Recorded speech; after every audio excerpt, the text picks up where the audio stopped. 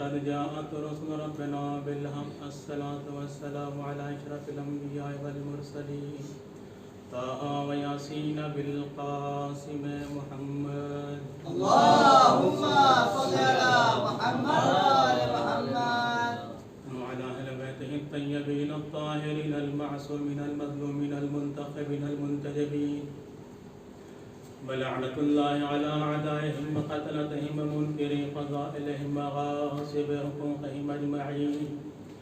أما بعد فقد قال الله تبارك وتعالى في القرآن الحكيم بسم الله الرحمن الرحيم إن الله على كل شيء قدير. صلوات على محمد اللهم صل على محمد وآل محمد. حضرات مسئول مدرسہ مولانا محمد نبی صاحب کا حکم تھا اور امام زمانہ کی حیات قرآن کریم کی روشنی میں اس موضوع کے تحت کچھ لمحہ آپ کے سامنے گفتگو کرنی ہے کہ یہ زمانہ وہ زمانہ چل رہا ہے کہ جس زمانے میں ہر ایک انسان کی عمر تقریباً 60 سے 70 برس کی ہوتی ہے اور ہر انسان اس سے زیادہ کی عمر نہیں پاتا اور اسی عمر میں انسان اپنے مالک حقیقی اور رب حقیقی سے جا ملتا ہے. لہذا یہ جو عمر انسان کو ملتی ہے 60 سے 70 برس کی، اس سے زیادہ اگر کسی کو عمر مل جاتی ہے، گویا اگر کسی کو 100 سال سے اوپر کی عمر مل جاتی ہے تو لوگوں کے درمیان اس کی شہرت ہو جاتی ہے، اس کا چرچا ہو جاتا ہے، اس کا نام ہو جاتا ہے کہ فلاں انسان کی عمر 100 برس کی ہے، فلاں انسان 100 سال سے زیادہ جی گیا. یعنی اس کا ایک نام اس علاقے میں، اس قبیلے میں، اس گاؤں، اس شہر میں ہونے لگتا ہے. اور اگر کسی کی عمر اگر 150 برس یا 200 برس کی عمر ہو جاتی ہے تو پھر اس کا نام کچھ اس قدر سے جو ہے وہ نمایاں ہوتا ہے کہ فلاں انسان نے 200 سال کی زندگی جی لی. لیکن عزیزان محترم، ایک لوگوں کے اندر حیرت اور تعجب پیدا ہو جاتا ہے کہ آخر یہ انسان اتنے برس کیسے جی گیا. لیکن اگر یہی کوئی انسان اگر 500 سال کی زندگی جی جائے تو پھر اس کے سامنے لوگ تعجب کرتے ہیں اور ان کی حیرت میں اضافہ ہوتا چلا جاتا ہے. لیکن اگر یہی اور آگے عمر بڑھتی چلی جائے، اگر یہ معلوم ہو جائے کہ کوئی 1000 سال سے زیادہ جی گیا، اس کی زندگی، اس کی حیات 1000 سال سے زیادہ کی ہو گئی، تو پھر اب یہاں پہ تعجب اور حیرانی کے ساتھ پریشانیاں بڑھ جاتی ہیں اور ساتھ ساتھ سوالات کے ایک پہاڑ کھڑے ہو جاتے ہیں کہ آخر کیسے یہ ممکن ہو سکتا ہے کہ کسی انسان کی حیات وہ بھی 1000 سال سے زائد ہو. یہی کچھ تاثرات جو ہیں امام زمانہ کی حیات کے سلسلے میں کہ جب لوگوں کو یہ بات معلوم ہوئی کہ امام زمانہ کی حیات جو ہے 1000 سال سے زیادہ ہو چکی ہے اور امام زمانہ اتنے سال تک جی چکے ہیں، چنانچہ جب لوگوں کو یہ بات معلوم ہوئی تو لوگوں میں حیرانیوں پریشانیوں بڑھنا شروع ہو گئی. لوگوں نے قبول بھی کیا، قبول کرنے کے ساتھ ساتھ اعتراض کرنے شروع کر دیے کہ آخر یہ کیسے ممکن ہو سکتا ہے کہ کوئی عادی انسان، کوئی انسان اس دنیا میں آنے کے بعد، جبکہ اس دنیا کی غذائیں ایسی غذائیں ہیں کہ جو غذا انسان حاصل کر رہا ہے، جو پانی انسان حاصل کر رہا ہے، اس غذا اور اس پانی کے تحت انسان 70-80 سال یا 100 سال سے زیادہ نہیں جی سکتا. لیکن عزیزان محترم، لوگوں نے قبول تو کیا اور ماہرین حیاتیات نے بھی اس چیز کو قبول کیا. قبول کرنے کے ساتھ ساتھ انہوں نے ایک بات اور کہی کہ انسان مرنے کے سوالات کیے جا سکتے ہیں. انسان اگر مر جائے تو اس سے مرنے کا سبب پوچھا جا سکتا ہے، لیکن اگر انسان جی جائے تو زندگی جینے کا سبب اس سے نہیں پوچھا جاتا. ایک صلوات پڑھیں محمد و آل محمد پر. ماہرین حیاتیات یہ بات ثابت کرتی کہ انسان کے اگر دنیا میں جی جانے کے بعد اگر انسان اس دنیا سے رخصت ہو جاتا ہے تو اس سے مرنے کا سبب پوچھا جاتا ہے کہ آخر اس شخص کی موت ہوئی تو کیسے ہوئی، کس چیز کے فیل ہو جانے کی وجہ سے، کس چیز کے ختم ہو جانے کی وجہ سے، کس چیز کی خرابی کی وجہ سے اس شخص کی موت ہو گئی. یعنی انسان کی موت کا سبب پوچھا جاتا ہے، انسان کی حیات کا سبب نہیں پوچھا جاتا. ماہرین حیات نے بھی اس نظریے کو سامنے پیش کر دیا. اور کیوں نہ ہو، کیونکہ وہ خدا وحدہ لا شریک ہے جس کے بارے میں قرآن یہ کہہ رہا ہے کہ یمحو اللہ ما یشاء ویثبت وعنده علم الکتاب، کہ اللہ تو وہ ہے کہ جس کو چاہے ثابت رکھے، جس کو چاہے ختم کرے، جس کو چاہے ثابت رکھے، جس کو چاہے ختم کرتے. عنده علم الکتاب، اس کے پاس کتاب کا علم ہے اور وہی وہ پتہ ہے کہ ان اللہ علی کل شیء، اللہ تو وہ ہے کہ جو ہر ایک چیز کے اوپر قدرت رکھنے والا ہے، جس کو چاہے موت کے گھاٹ اتار دے، جس کو چاہے لمبی عمر چلا دے. ایک صلوات پڑھیں محمد و آل محمد پر۔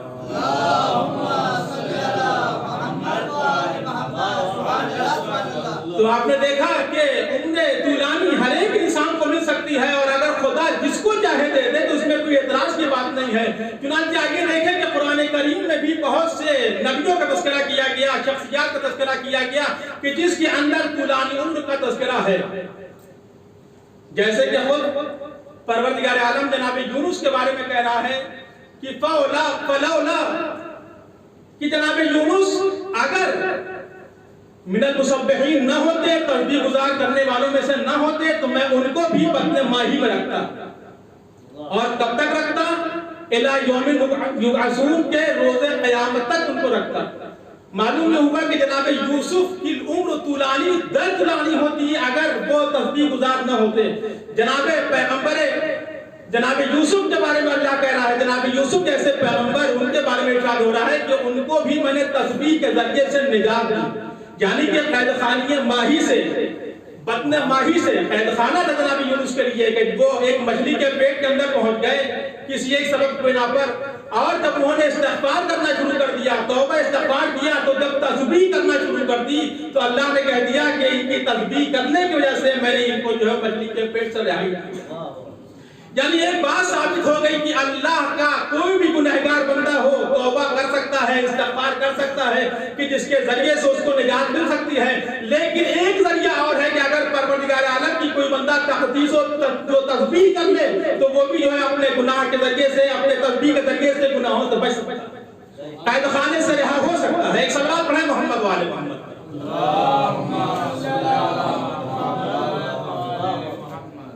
جناب نوح کے بارے میں ارشاد ہو رہا ہے کہ وَلَقَدْ أَرْسَلْنَا نُوحًا إِلَىٰ قَوْمِهِ فَلَبِثَ فِيهِمْ أَلْفَ سَنَةٍ إِلَّا 50 عَامًا۔ جناب نوح پیغمبر کے بارے میں خدا کا ارشاد ہو رہا ہے کہ جناب نوح کو ہم نے ان کی قوم کے درمیان بھیجا، اور ان کے درمیان انہوں نے 1000 سنہ الا 50 کا تذکرہ قرآن کر رہا ہے، یعنی 950 برس زندگی آپ نے گزاری، اور 950 برس زندگی جو آپ نے وہاں پہ گزاری، اس زندگی گزارنے کے بعد یہ 950 برس کی زندگی کس وقت کی ہے؟ یہ طوفان نوح آنے سے پہلے کی زندگی ہے، اور جب طوفان نوح آ کے ختم ہو گیا اس کے بعد کی زندگی گزری تو تاریخ جو زندگی کا تذکرہ ملتا ہے کہ تاریخ کہتی ہے کہ اس کے بعد 1550 برس آپ اس دنیا میں زندہ رہے، یعنی ٹوٹل زندگی آپ کی 2500 سال 2500 برس کی زندگی جناب نوح پیغمبر کو ملی۔ تو جناب نوح سب سے زیادہ سن رسیدہ ہے اس کائنات کے اندر، اگر دیکھا جائے کہ جس کے جناب نوح کو پروردگار عالم نے 2500 برس کی زندگی دی، اور اس پر اعتراض کرنے والوں نے کسی اعتراض بھی نہیں کیا کہ آخر جناب نوح کی زندگی آخر اتنی لمبی اور اتنی طولانی کیسے ہو سکتی ہے۔ پھر خدا ارشاد فرما رہا ہے جناب عیسیٰ کے بارے میں کہ جیسا کہ ان کے بارے میں لوگوں نے یہ کہہ دیا کہ جناب عیسیٰ قتل کر دیا گیا، ان کو سولی پہ لٹکا دیا گیا، تو اللہ یہ کہہ رہا ہے کہ وما قتلوہ وما صلبوہ، کہ جناب عیسیٰ کو قتل نہیں کیا گیا، جناب عیسیٰ کو سولی نہیں دی گئی، بل رفعہ اللہ الیہ، بلکہ اللہ نے ان کو اپنی طرف اٹھا لیا، بلا لیا ہے۔ جناب عیسیٰ کی زندگی بھی ایک عجیب زندگی ہے کہ جن کی ابتدا بھی اور جن کی انتہا بھی کہ شک و شبہ کے دائرے میں لوگوں نے ڈال دیا، یہودیوں نے اور عیسائیوں نے۔ ایک صلوات پڑھیں محمد و آل محمد۔ آپ کی زندگی کی جو ابتدا ہے اس میں یہودیوں نے آپ کی مادر گرامی کے اوپر حرف اٹھایا، بات اٹھائی کہ جناب مریم آخر کیسے اس بچے کو لے کر کے آ سکتی ہے، اور خود عیسائیوں نے کیا کیا کہ آپ کو خود ابن اللہ کہہ دیا، اللہ کا بیٹا کہہ دیا۔ لہذا ابتدائی زندگی آپ کی ایسے لوگوں نے جو ہے وہ مجبور کرنے کی کوششیں کی۔ ایک صلوات پڑھیں محمد والے۔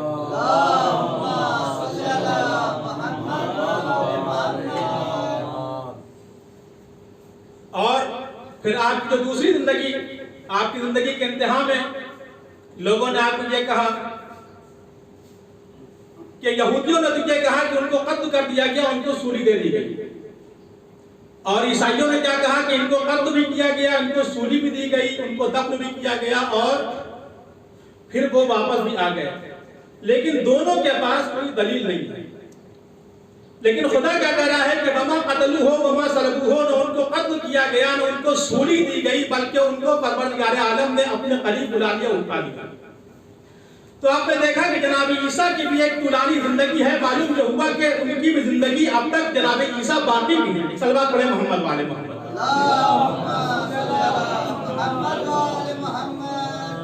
تو پروردگار عالم نے جناب عیسیٰ کو باحیات رکھا، چرخے تحرم پہ آج تک باقی رکھا۔ آخر جناب عیسیٰ واپس آئیں گے تو کب آئیں گے؟ جناب عیسیٰ واپس آئیں گے تو وہ دور ہوگا کہ جب پروردگار عالم کی آخری حجت کا ظہور ہوگا، اور ظہور ہو جانے کے بعد آپ پر مصلی ہوگا، پڑھنے والا نماز آخری حجت ہوگا، پیچھے کھڑے ہو کے نماز پڑھنے والے حضرت عیسیٰ ہوں گے۔ صلوات پڑھیں محمد والے محمد۔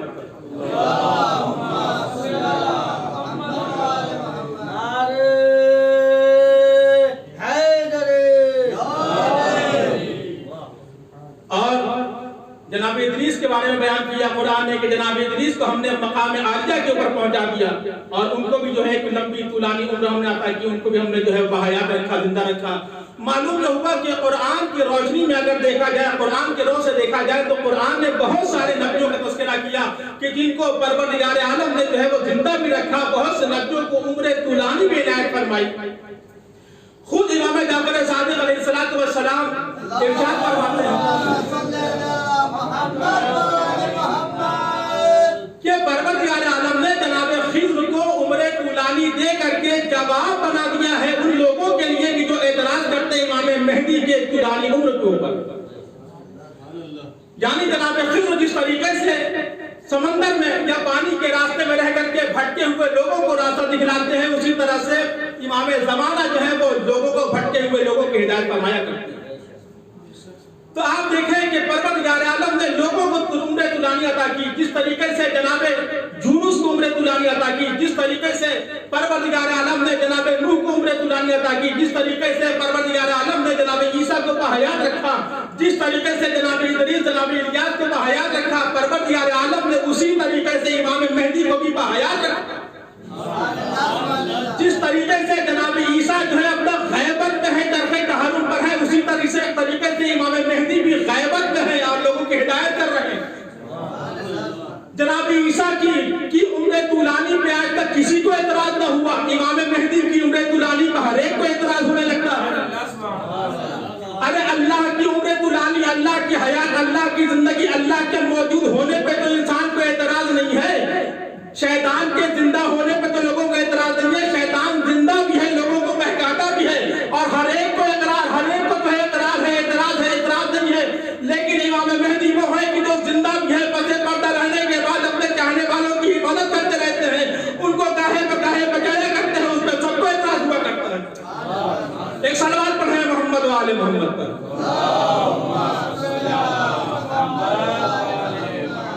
تو عزیزان محترم، آپ نے دیکھا کہ عمر طولانی وہ زمانہ ہے امام زمانہ کی، جو آج جو زمانہ چل رہا ہے کہ امام زمانہ کی غیبت ہے، اور ہر ایک انسان اپنے دہانے کو، اپنے دہن کو کھولے ہوئے اپنے لب ہلا رہا ہے کہ آخر یہ کیسے ہو سکتا ہے۔ عزیزان محترم، جناب سدیر کہتے ہیں کہ ہم تھے، جناب مفضل تھے، ابان بن تغلب تھے، ہم لوگ امام جعفر صادق علیہ السلام کی خدمت میں پہنچے۔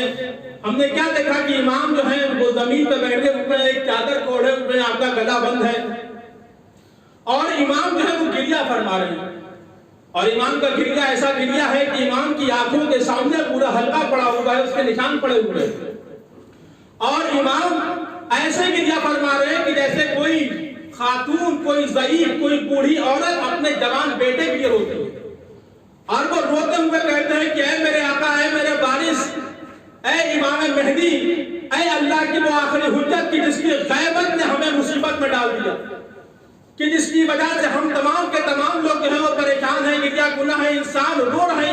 امام جعفر صادق علیہ السلام گریہ کر رہے ہیں، جناب مفضل ہیں، جناب ابان بن تغلب ہیں، ابا وزیر ہیں، اور جناب سدیر کہتے ہیں کہ ہم نے مولا کے قریب جا کے کہا کہ مولا آخر آپ کے رونے کا سبب کیا ہے؟ مولا آخر آپ کے گریہ کا سبب کیا ہے؟ آخر آپ کیوں گریہ فرما رہے ہیں، کیوں رو رہے ہیں؟ اس قدر آپ رو رہے ہیں کہ جیسے ہمارا دل تڑپ رہا ہے۔ امام نے کہا کہ اے ابان بن تغلب، اے سدیر، آؤ میرے قریب آ جاؤ، تم نے پوچھا ہے تو میرے قریب آ جاؤ۔ میں اپنے درد دل کو تمہارے سامنے رکھنا چاہتا ہوں، شاید مجھے کچھ قرار آ جائے، شاید مجھے کچھ سکون مل جائے۔ جناب سدیر کہتے ہیں کہ ہم جب مولا کے قریب ہوئے، مولا کے قریب ہو کے بیٹھ گئے کہ شاید مولا کو کچھ سکون مل جائے، کچھ قرار مل جائے، تو مولا فرماتے ہیں کہ سدیر سنو کہ آج میں نے کتاب جعفر کا مطالعہ کیا، اور اس کتاب کے اندر میں نے جو مطالعہ کیا اس کے اندر یہ دیکھا کہ اس کتاب کی خصوصیت یہ ہے کہ یہ موت پر، پریشانیوں پر اور آزمائش کے اوپر یہ کتاب جو ہے محیط ہے، اور اس کے اندر نبی اور آل نبی کے اوپر تمام ہونے والے مسائب اور آخری زمانے تک امام حجت تک مسائب جو اس کے اندر جو وارد ہیں اس کے اندر لکھے گئے ہیں۔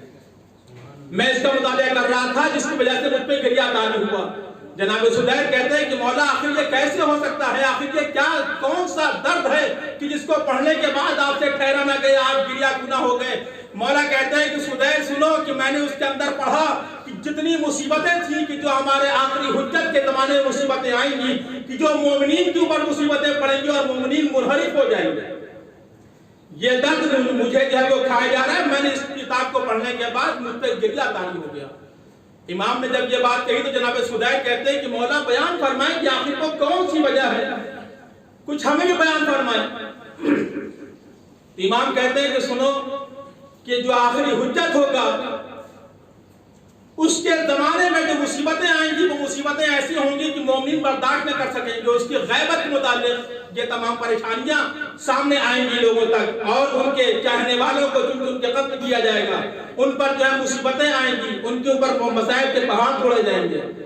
امام نے کہا کہ سنو، اگر تم سننا چاہتے ہو کہ آخری حجت کے سامنے، آخری حجت کے لیے ائمہ میں سے انبیاء میں سے 3 نبیوں کا تذکرہ کیا کہ اس کی آخری حجت میں نوح جیسی اس کی طولانی عمر ہوگی، اور عیسیٰ جیسی اس کی طولانی عمر ہوگی، نوح کے عذاب کا، نوح کے طوفان جیسا اس کا انتظار ہوگا، اور جناب موسیٰ جیسی اس کی ولادت ہوگی۔ کہا کہ مولا ذرا اس میں وضاحت تو فرمائیں کہ آخر اس میں کہنا کیا چاہتے ہیں کہ موسیٰ کی جیسی اس کی ولادت ہوگی، نوح جیسا اس کا انتظار ہوگا، جناب عیسیٰ جیسی اس کی جو ہے حیات ہوگی۔ امام فرماتے ہیں کہ سنو کہ جناب موسیٰ کا جو تذکرہ کیا پروردگار عالم نے، تو جناب موسیٰ وہ ہیں کہ جناب موسیٰ کی پیدائش سے پہلے کہ جب بادشاہ وقت نے، فرعون نے اپنے کاہنوں کو بلوائے، اور بلوانے کے بعد کہا کہ ہمارے ریاست، ہماری حکومت کے بارے میں کچھ بیان کرو، اور بتاؤ کہ ہماری حکومت میں کوئی ایسی پریشانی، ایسی کوئی بات تو نہیں ہے کہ جو ہماری حکومت جو ہے اس سے متزلزل ہو جائے، ہل جائے۔ تو کاہنوں نے کہا کہ ہاں، ایک بچہ ایک پیدا ہونے والا ہے کہ جس بچے کے پیدا ہونے کے بعد یہ حکومت آپ کی جو ہے وہ ختم ہو جائے گی، متزلزل ہو جائے گی، ڈاماڈول ہو جائے گی اور ختم ہو جائے گی۔ پوچھا کون سا بچہ ہوگا؟ کہا بنی اسرائیل سے ایک بچہ آئے گا کہ جو آپ کی حکومت کو تباہ کر دے گا۔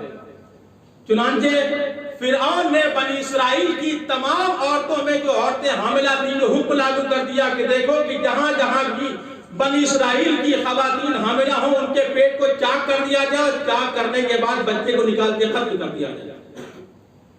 چنانچہ تاریخ کہتی ہے کہ 20,000 سے زیادہ خواتین کے پیٹ چاک کیے گئے اور بچے کو نکال کے قتل کر دیا گیا۔ لیکن پھر بھی پروردگار عالم نے اس ایک بچے کو ایسا باقی رکھا کہ جس کی پرورش کا انتظام خود اس کے دربار میں کیا، اس کی آغوش میں کیا، اور پھر اس کی حکومت متزلزل ہوئی۔ یہی بنی عباسی اور دیگر خلفاء بھی یہی چاہتے تھے کہ جناب ہم کے آخری حجت اس دنیا میں نہ آنے پائے، چنانچہ ہم ائمہ کو چن چن کر کے یہ لوگ مارنا چاہتے ہیں اور قتل کرنا چاہتے ہیں۔ چنانچہ پروردگار عالم کا یہ فیصلہ ہو چکا ہے کہ وہ اپنی آخری حجت کو باقی رکھے گا، حفاظت کرے گا، چاہے وہ پردے غیب ہی میں کیا ہو، جو نہ ہو، لیکن وہ زندہ رہے گا، حفاظت کرتا رہے گا۔ کہا دوسری صفت کیا ہے؟ کہا دوسری صفت جناب عیسیٰ کی صفت۔ جناب عیسیٰ کی صفت کیا؟ کہا کہ ان کی صفت یہ کہ ان کو لوگوں نے کہہ دیا کہ وہ قتل کر دیے گئے، صلیب پر چڑھا دیے گئے، لیکن اللہ کہہ رہا ہے کہ ما قتلوہ وما صلبوہ، کہ جناب عیسیٰ کو نہ قتل کیا گیا نہ صلیب پر چڑھایا گیا۔ کہا کہ یہی صفت آج کے لوگوں کے اندر بھی ہوگی، اس وقت کے ہمارے آخری حجت کے زمانے کے اندر بھی ہوگی کہ اس وقت لوگ آخری حجت کے ولادت پہ یقین نہیں رکھیں گے، یا ان کے باقی رہنے پہ ان کو اطمینان نہیں ہوگا، اعتبار نہیں ہوگا۔ کہا کیوں؟ کہا کہ وہ سب یہ سمجھ رہے ہوں گے کچھ اس میں تو جو مومنین ہوں گے وہ باقی رہیں گے کہ ہاں ولادت ہو چکی، غیبت ہے، رجعت ہونے والی ہے. یہ کسی کا مصرع تھا تو نہیں کا جب ذہن میں آ گیا کہ ہاں وہ مومنین ہوں گے کہ جو اس بات پہ یقین رکھیں گے کہ ولادت ہو چکی ہے، امام پردے غیبت میں ہیں، جب وقت ہوگا ظہور کا تو امام آئیں گے. لیکن بہت سارے مومنین اور مسلمین متزلزل ہوں گے اور امام کی آمد کے اوپر جو ہے وہ اعتراض کرنا شروع کر دیں گے اور ان کے اوپر جو ہے وہ ان کا یقین کم ہوتا جائے گا اور وہ جو ہے وہ مرتد ہوتے چلے جائیں گے. کہ یہ زمانہ وہ زمانہ ہوگا کہ جو اپنے آخری حجت کے لیے لوگوں کا اطمینان کم ہو جائے گا اور وہ لوگ مرتد ہو جائیں گے. اور کچھ لوگ اگر ان کے اقرار میں ہوں گے تو وہ یہ کہیں گے ہاں پیدا ہونے والے ہیں. کہا کہ تیسری صفت کون سی؟ کہا تیسری صفت ان کے اندر جناب نوح کی ہے. کہا نوح کی صفت کون سی؟ کہا جناب نوح نے جس وقت تبلیغ کرتے کرتے تھک گئے، عاجز ہو گئے، پریشان ہو گئے تو جناب نوح نے پروردگار عالم سے دعا کی کہ بارے الہ ہم نے اپنی امت کو تمام تر تبلیغیں کر دی، ان کو توحید کا پیغام پہنچا دیا، تیری ساری باتیں پہنچا دی، صبر بتلا دیا، جہاد بتلا دیا، ہر ایک چیز بتلا دی، لیکن اب یہ لوگ جو ہے وہ ہماری باتوں کو سننے پہ راضی نہیں ہوتے، لہذا ان کے اوپر تو عذاب نازل کر دے. پروردگار عالم نے روح الامین کو 7 دانے خرمے کے ساتھ زمین پہ بھیجا کہ جا کر کے یہ نوح کے حوالے کر دو اور ان سے کہنا کہ یہ 7 دانے خرمے لے لے اور ان سے یہ کہنا کہ پروردگار عالم یہ تمام کی تمام مخلوق ہے، اللہ نے انہیں پیدا کیا ہے، اللہ کی یہ مخلوق ہے، اللہ کیسے انہیں تباہ کر دے، ان کے اوپر عذاب نازل کر دے، ان کو ختم کر دے کیونکہ یہ اللہ کی آگ ہے. کہا پھر کیا کریں؟ کہا یہ کرنا ہے کہ یہ 7 دانے خرمے اس کو آپ جو ہے زمین میں بو دیجئے اور جب درخت ہوگا اس میں پھل آور پھل اس میں نکل آئیں گے تو پھل نکلنے کے بعد ثمر آور ہونے کے بعد پھر جب پھل ٹوٹیں گے تو اس وقت پر آپ کی دعا قبول ہوگی. چنانچہ ایک لمبا عرصہ کی انسان درخت لگائے، وہ درخت بڑھنے کے بعد اس میں پھل آئے، اس کے بعد پھر اللہ کا عذاب نازل ہوگا. چنانچہ یہ کہا کہ آپ اپنی امت تک اس بات کو پہنچا دیجئے کہ ایسا پروردگار عالم نے کہا. چنانچہ جناب نوح نے جب لوگوں تک یہ پیغام پہنچایا تو لوگوں نے کہا کہ ٹھیک ہے ہم بھی انتظار کرتے ہیں کہ وہ وقت کب آئے گا اور آپ کی بات سچ ہوتی ہے سچ نہیں ہوتی. چنانچہ جب درخت لگا دیے، درخت ہو گئے، ثمر آور ہو گئے تو اس وقت پروردگار عالم کہ یہ بات جناب نوح کو یاد آئی کہ جب درخت میں پھل اگ آئیں گے، پھل آ جائیں گے تو پھل توڑنے کے بعد پھر جناب نوح نے پروردگار عالم سے دعا کی کہ بارے الہ وہ وقت آ گیا کہ اب تو ان کے اوپر عذاب نازل کر دے. چنانچہ پھر روح الامین کو بھیجا کہ جا کے کہہ دو کہ پھر سے جو ہے وہ خرمے کو لگائیں، اس کا درخت ہوگا، اس کے بعد جو ہے وہ اللہ تمہاری دعا کو قبول کرے گا. چنانچہ جب لوگوں کو بتایا تو اس میں سے 3 لوگ جو ہے وہ گمراہ ہو گئے اور مرتد ہو گئے. 3 لوگوں کا مرتد ہونا تھا کہ جناب نوح جو ہے وہ کبیدہ خاطر ہو گیا کہ یہ تو مومن تھے، مومن ہونے کے باوجود کہ آخر کیسی انہوں نے دین اسلام کو چھوڑ دیا. اللہ کے سامنے دعا کی کہ بارے الہ یہ ہمارے چاہنے والے ہم سے دور ہو رہے ہیں، مرتد ہو رہے ہیں. کہا کہ تم کو جو حکم دے دیا گیا اس حکم کی تعمیل کرتے رہو. صلوات پڑھیں محمد و آل محمد. اللہم صل علی محمد. چنانچہ 7 مرتبہ جناب نوح نے دعا کی اور 7 مرتبہ یہی پیغام آیا کہ تم پھر سے خرمے کو لگاؤ اور اس کا درخت تیار کرو، اس میں جب پھر سے پھل آئیں گے پھر تمہاری دعا قبول ہوگی. عزیزان محترم جب یہ بات 7 مرتبہ ہو گئی تو ہر موقع پہ ہر زمانے میں 3 لوگوں کا یا کچھ لوگوں کا گروہ جو ہے وہ مرتد ہوتا چلا گیا.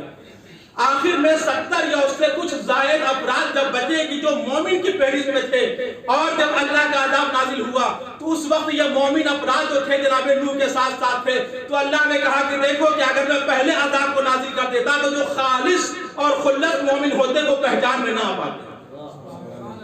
لہذا یہ امتحان کے مراحل تھے مومنین کے لیے تاکہ جو اس کو مرتد ہونا ہے مرتد ہو جائے، جس کو جو ہے وہ ایمان سے چھٹنا ہے وہ چھٹ جائے، تاکہ فقط اور فقط مسلمان اور مومن باقی رہ جائیں، تاکہ ہم کو معلوم ہو سکے کہ آخر نبوت کی رسی کو تھام کر چلنے والے افراد کون ہیں.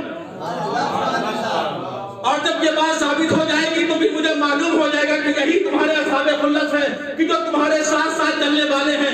عزیزان محترم امام کہتے ہیں کہ بالکل یہی صفت امام زمانہ کے زمانے میں ہوگی کہ امام زمانہ کی غیبت میں اتنی تاخیر ہوگی کہ لوگ چھٹتے چلے جائیں گے، مومن جو ہے مرتد ہوتے چلے جائیں گے، لیکن جب بالکل آخر میں اصحاب خلت کی تعداد رہے گی تو امام کا ظہور ہوگا. امام ظہور فرمائیں گے، حضرت عیسیٰ ان کی تائید فرمائیں گے اور تائید فرمانے کے ساتھ ساتھ امام نماز پڑھائیں گے، وہ پیچھے کھڑے ہو کے نماز پڑھیں گے. صلوات پڑھ رہے ہیں محمد و آل محمد.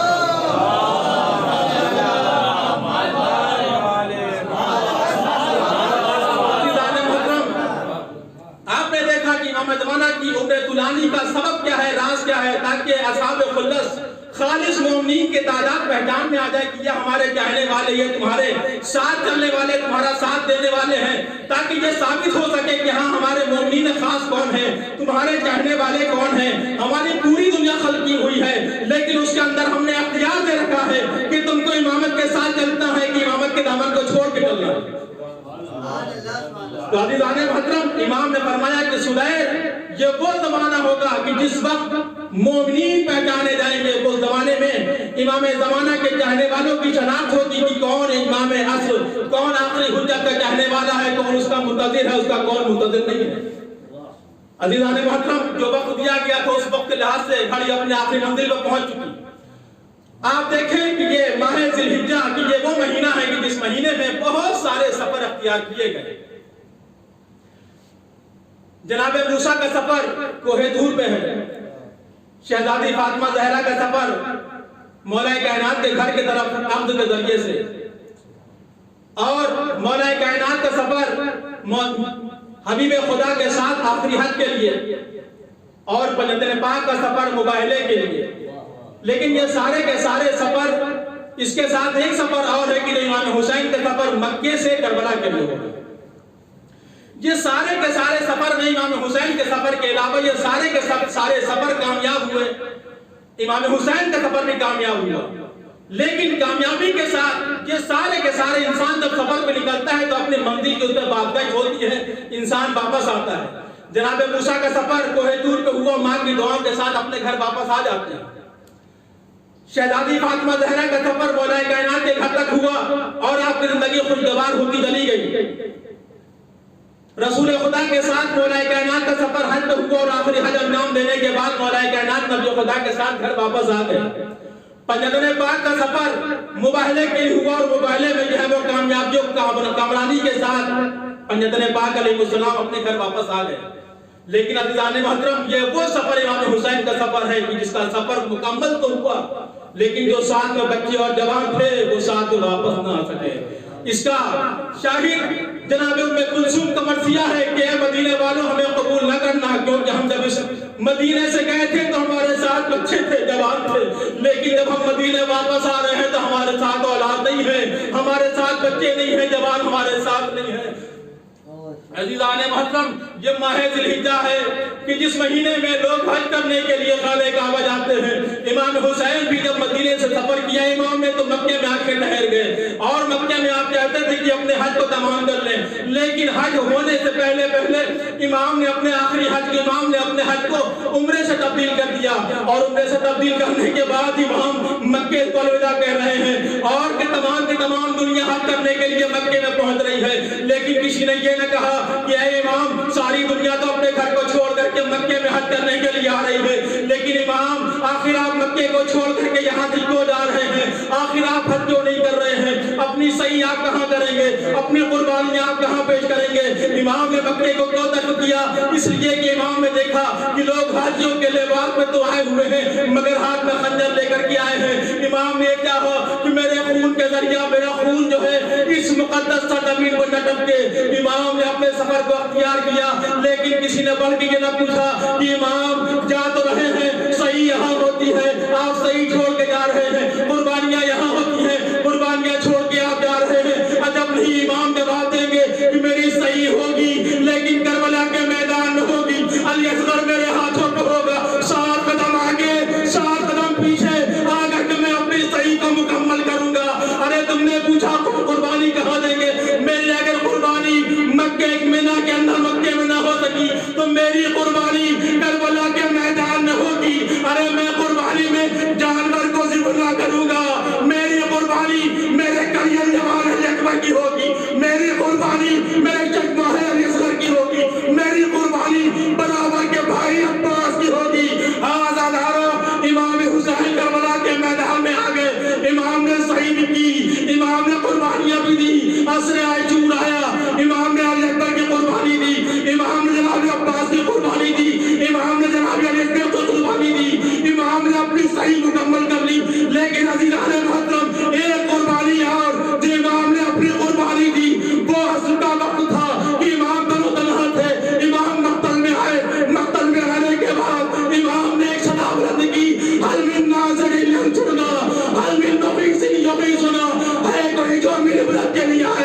عزیزان محترم لاشیں تڑپنے لگی. آخر اگر میرے جسم میں حیات ہوتی مولا میں آپ کے اوپر جان نثار کرنے کے لیے تیار رہتا. عزیز و امام حسین مقتل میں آئے. مقتل میں آنے کے بعد شمر ہے جو اپنے خود خنجر کو کرتا ہوا امام کے قریب آ رہا ہے. وہ منزل آ چکی کہ امام اپنے رہبر کے اوپر, امام اپنی سواری کے اوپر سنبھال نہ سکے. زمین کربلا پہ گرے. ادھر شمر ہے جو خود خنجر لے کر امام کے قریب ہوتا جا رہا ہے. امام کے سینے پہ سوار ہوا. سوار ہونے کے بعد امام نے اس سے کہا ذرا اپنے چہرے سے نقاب تو ہٹا, میں تیرے چہرے کو دیکھنا چاہتا ہوں. جیسے ہی نقاب ہٹایا امام کہتے ہیں مجھے یقین ہو گیا کہ تو ہی میرا قاتل ہوگا. وہ کہتا ہے کیسے پہچانا؟ کہا امام ایمان فرماتے ہیں میرے جد نے مجھ سے فرمایا تھا, رسول اللہ نے فرمایا تھا کہ حسین تمہارا قاتل خنزیر کی صورت ہوگا. جیسے ہی جنہوں نے سنا وہ کہتا ہے اب مجھے برداشت نہیں کہ تم نے میری توہین کی, میں تمہیں پس سے پشت قتل کروں گا, ذبح کروں گا. عزیزان محترم یہ کہنے کے بعد امام کو الٹنے کی کوشش کرتا ہے.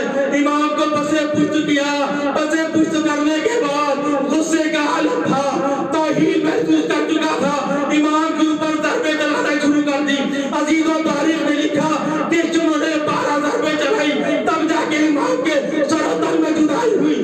لیکن جب 8 ضربے چل چکی انبیاء کا گروہ اٹھا کہ رسول اللہ حسین کی قربانی مجھ سے دیکھی نہیں جاتی, حسین کا قتل ہونا مجھ سے دیکھا نہیں جاتا, اب ہم جا رہے ہیں. جب نبی ضرب چلی تو رسول خدا اٹھے, اے بیٹی فاطمہ مجھ سے حسین کا تو اب دیکھا نہیں جاتا. 10ویں ضرب چلی, ملائکہ کائنات اٹھے, اے بیٹی فاطمہ مجھ سے یہ طرف حسین کا دیکھا نہیں جاتا. 11ویں ضرب چلی, امام حسن اٹھے, اے اماں اب آپ اور حسین ہے. اب جو 12ویں ضرب چل رہی تھی امام فرماتے ہیں کہ اے اماں سب تو جا چکے مجھے جوڑ کے, لیکن اماں تم نہ جانا. سرانے سے آواز آئی بیٹا تیرا ساتھ تیری ماں کی آنکھ میں ہے. امام حسین کے سر و تن میں 12ویں ضرب کے ذریعے سے جدائی ہوئی, خون کا فوارہ نکلا, قیامت برپا ہوئی, نیزوں تک پاری اچھلا, زینب تڑپی, فاطمہ گریا گناہ ہوئی, رسول روئے. وَسَيَعْلَمُونَ الَّذِينَ ظَلَمُوا أَيَّ مُنقَلِبٍ يَنقَلِبُونَ إِنَّا لِلَّهِ وَإِنَّا إِلَيْهِ رَاجِعُونَ. پروردگار تجھے واسطہ محمد کا کہ تمام شیعوں نے اندر کرا جان پر اتار و ناموس کی حفاظت فرما. جو حضرات جہاں جہاں مصیبتوں کو دور فرما دیں. امتحان کے مراحل میں گزرنے والے تمام جوانوں کو, بچوں کو کامیابی اور کامیابی فرما. امام زمانہ کے ظہور میں تعجیل فرما, ہم کو ان کے عفو ناصر و شمار فرما. ربنا تقبل منا انک انت السمیع الدعاء.